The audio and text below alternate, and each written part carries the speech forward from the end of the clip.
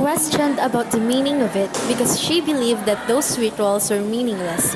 She needed not to be converted to Hinduism. Grandmother told her she cannot be converted to Hinduism because of many reasons like eating beef, crossed water, and neglected to wear her caste mark.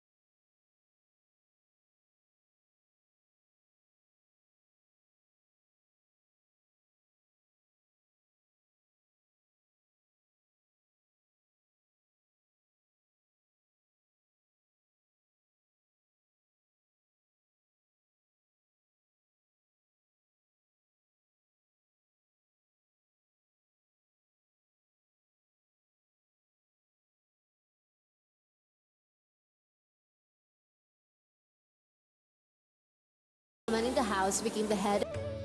Her mother-in-law became her mentor in assuming her duties to her husband and family. She was trained to be like her mother-in-law's efficiencies in all aspects. These things happened to her grandmother in the age of 9. All wives of Hindu sons must live in one house together with their mother-in-law, especially for the sons of land-owning families for economic property division. By the time her grandmother, as a wife of the oldest son, came to be the head of the household by the system was already breaking, their family moved from south to Bombay. Her grandmother found that her sons showed regrettable tendencies to wander off what she considered the less civilized parts of the world. One of them married Viennese, a beautiful but foreigner girl. Her grandmother found that she had no control over her sons, whom to marry and to over the education of her grandchildren, but there were traces of evidence in the way that her standards were vanishing. Her continued autocracy was an examination of the mail received by anybody living in the house. She used the censor and sometimes entirely removed letters from people whom she did not approve. She questions where the letter came. Was it from a man? Did my mother know their families? She would say, in my opinion, you should not reply to that letter. For Santa's mother, her education seemed to be progressive and enlightened, but for Santa, it appeared incredibly narrow. Her mother was not married in an early age unlike her sisters, but her education. Her mother wanted to be a doctor, and after endless argument with her mother, she was allowed to go to medical school in Madras. But unfortunately, her mother heard that she was the only girl in her class and that every morning she would find notes from her dad from men students, some expressing their view of women who broke the conventions of Indian womanhood by leaving their homes and entering the world of man.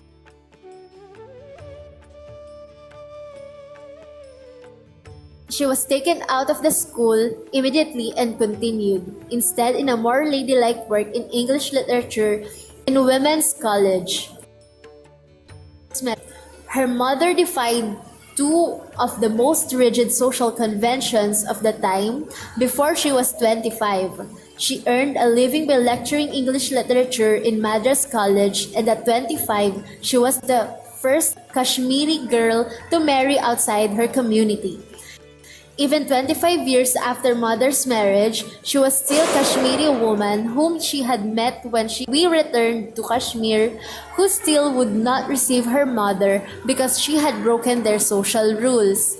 For at that time, in India, there was a prejudice not only against inter-caste marriages but inter-community ones too.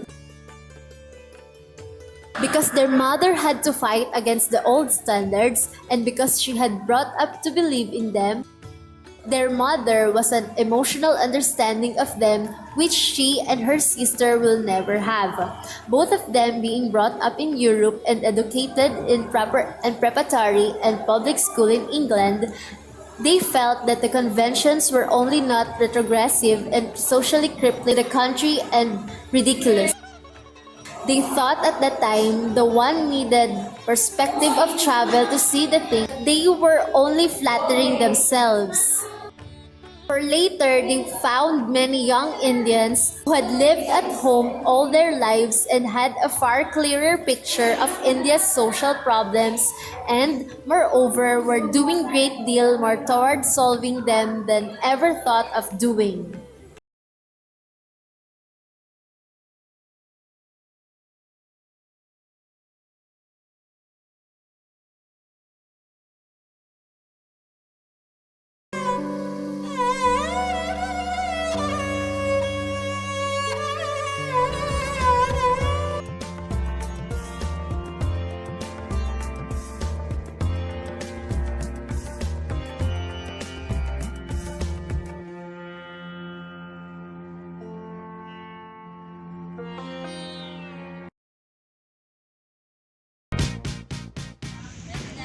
Game na.